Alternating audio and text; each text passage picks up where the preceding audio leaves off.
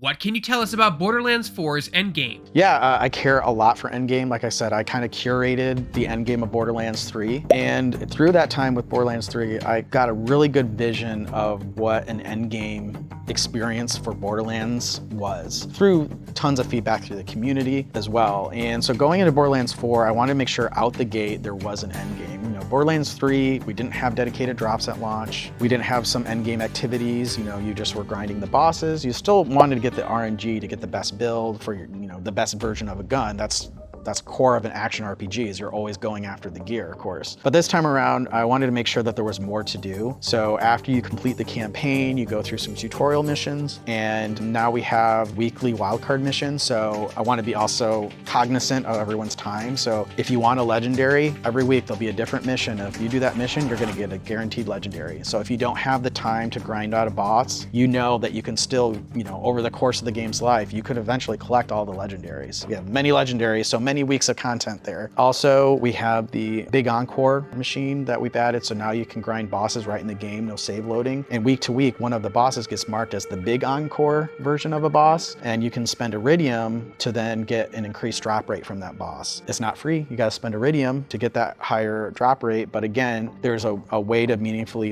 grind that boss more quickly for that week. We have Maurice's black market vending machine. I was really happy with how that turned out in Borderlands 3, so we brought that back. And then like I said, you'll still be wanting to max out your character to level cap at level 50. You're gonna want to get firmware.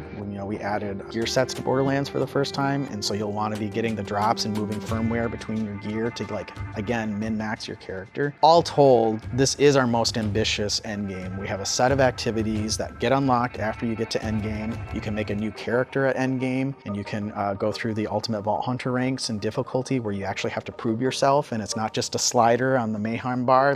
All that changed. Out the gate, Borderlands 4 has the best interpretation of an endgame for Borderlands, and we've already, we're gonna be adding invincible bosses over the course of the first year. We have lots of post-launch content. We're still gonna do community events and weekly events. So I'm really proud of what we have in front of us. I think people jumping into the game are gonna have a lot to do just in the base game. And then once they get to endgame, they're gonna have tons to engage in. That's gonna change week to week and never feel stale. And at the same time, not feel like we're making you grind needlessly. We're appreciating everyone's limited time these days.